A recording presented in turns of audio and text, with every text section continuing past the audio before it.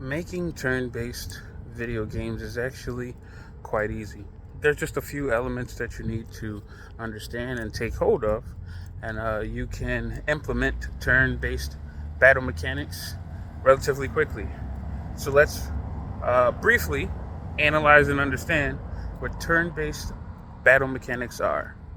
So, as the name implies, turn-based battle mechanics are mechanics that you uh, implement in your game that allow you to control the flow of actions.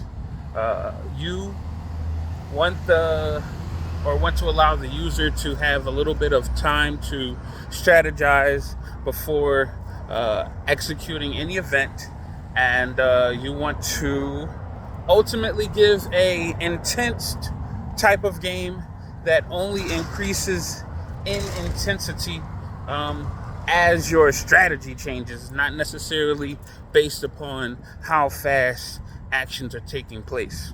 So what that means is you need to control when actions take place. Okay? So the best way to control when actions take place is to save the actions. In BuildBox, we use variable save and load to save any variable or to save anything. So you can set it up so that an action takes or action is selected.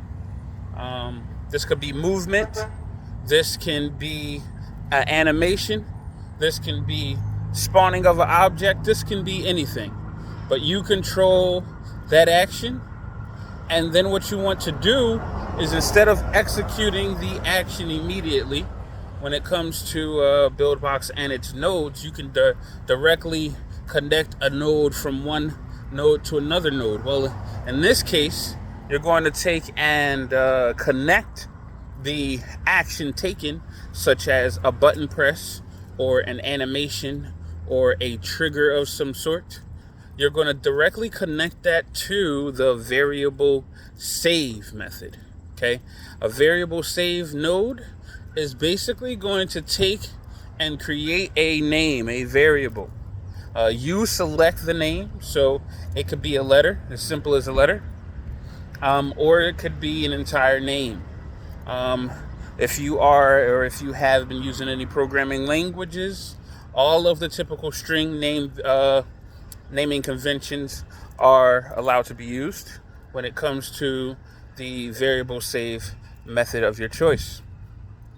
So after inputting a name into the variable area, when that name is called upon, whatever was the information inputted into from whatever was the word, or whatever was the call, or whatever was the signal that was outputted from the last object, right, or the last node, okay, is what will be called upon when you used the load method, the variable load method.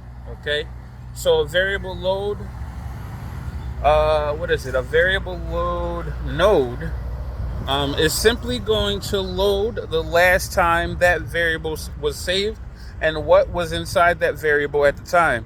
Now, typically the signals in BuildBox normally send signals like out, done, and true.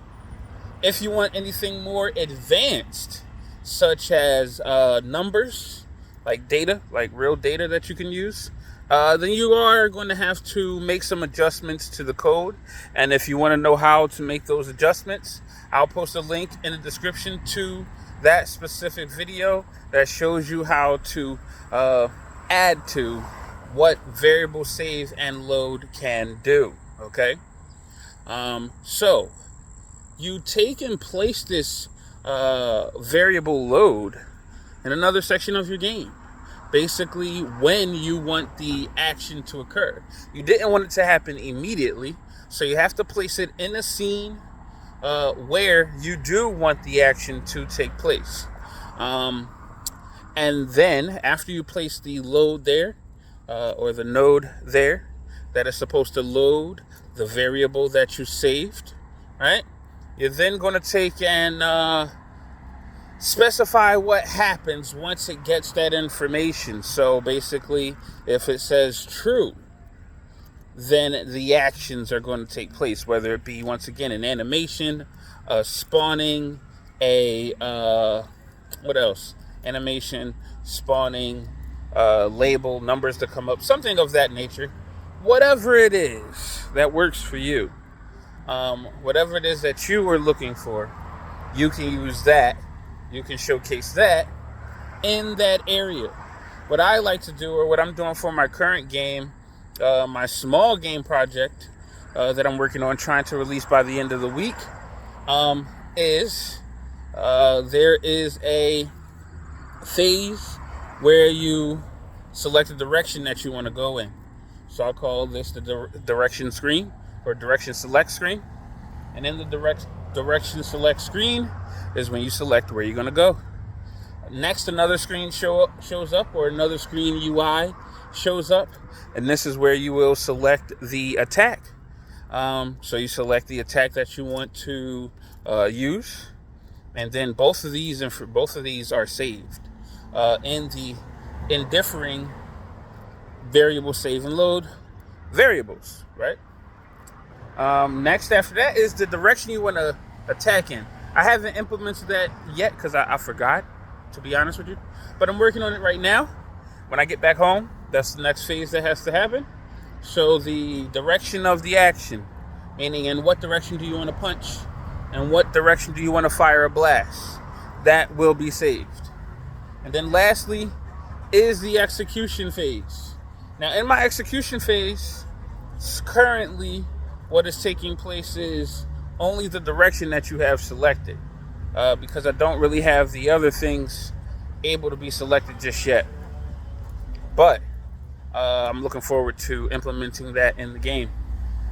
Furthermore, I do have to establish when the actions will take place, because right now I'm calling upon everything basically simultaneously. And I'm going to attempt to have some kind of order, so one after the other. So basically, when this is called, then that is called, then this is called. I thought I was going to set up a delay, but as I speak to you guys, I feel like I have a better way to go about doing this, which is, as I stated, what I just said, which is going to be